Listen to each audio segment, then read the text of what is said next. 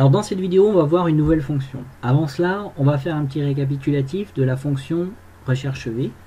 Donc ici, vous avez un exemple avec une fonction recherche V.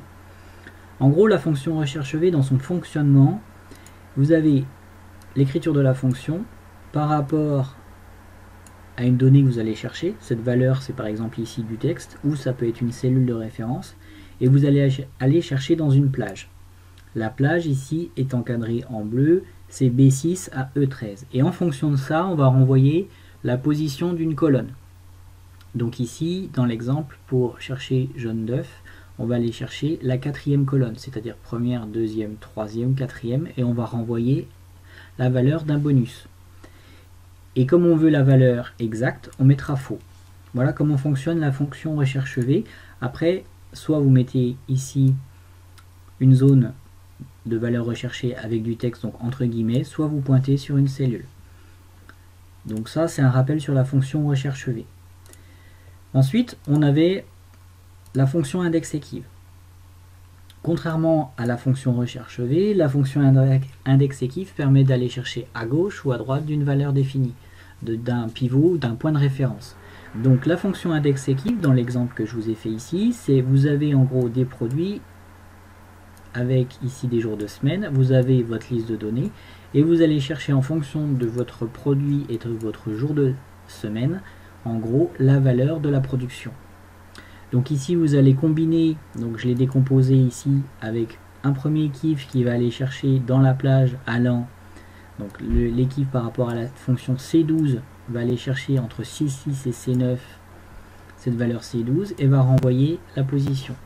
Pour la fonction permettant de renvoyer le jour, c'est le même principe avec equiv par rapport à la cellule C13 dans la plage allant de D5 à H5, donc la plage des jours. Et en gros, à la fin, ce qu'on fait, c'est qu'on combine les deux dans une fonction index qui va nous permettre de faire index par rapport à notre liste de données, la liste de données étant la liste allant de D6 à H9. Dans cette liste de données, on va aller chercher la ligne et après avec la fonction equiv et la colonne avec la fonction equiv également. Donc en fait, je l'ai décomposé ici sur colonne, ici ligne, j'imbrique les deux avec une fonction index par rapport à une liste de données et à la fin, je vais retrouver ma valeur. Donc en faisant le changement par exemple du produit 1, mais par exemple je vais prendre le produit 3 pour non pas le vendredi, mais par exemple le lundi, comme ceci, donc je vais chercher lundi.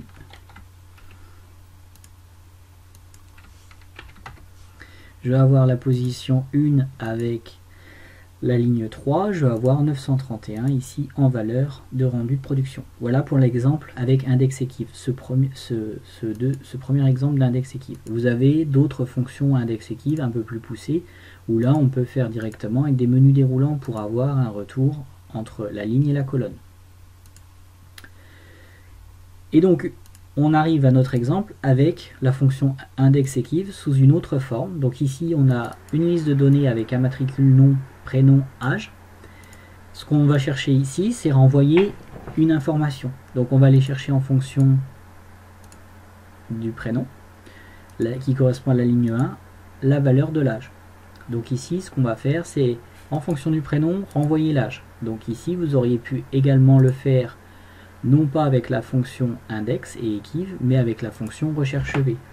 Comme la fonction recherche V permet d'aller à droite, vous auriez pu pointer le recherche V par rapport à Alexandre, ici, dans la plage,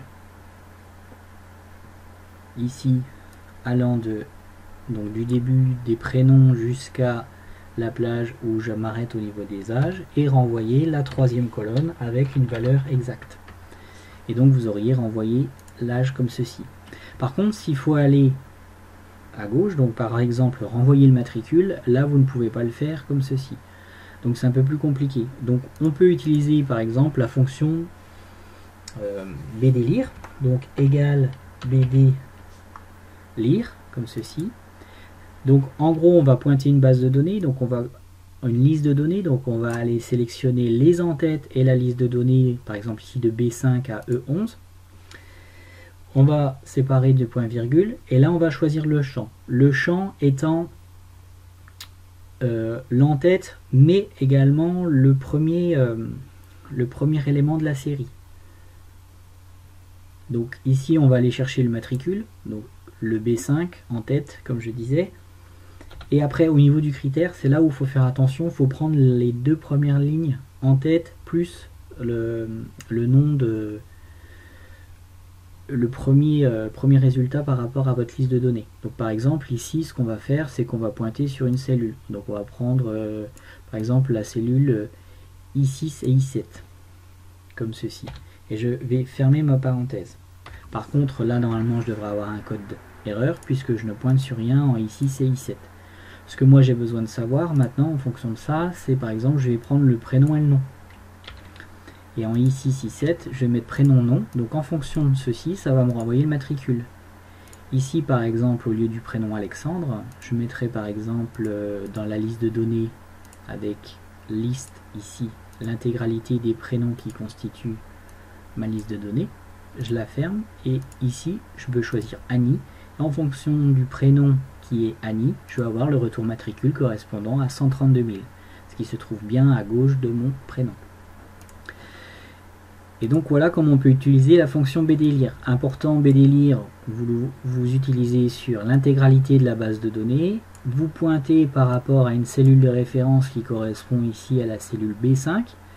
Donc B5 correspondant au matricule. Si vous aviez des données supplémentaires à gauche, vous auriez pris par exemple l'identifiant ou une autre désignation d'entête de champ. Et ensuite, ce qu'il vous reste à mettre en place, c'est le critère. Et pour le critère, eh ben, il vous faut l'entête de champ plus le premier champ complété. C'est comme ça qu'on utilise la fonction bdlire. Voilà pour cette petite vidéo et rétrospective de la fonction recherche V, index equiv à travers deux exemples et l'utilisation de la fonction bdlire. Je vous remercie pour votre attention et je vous dis à très bientôt.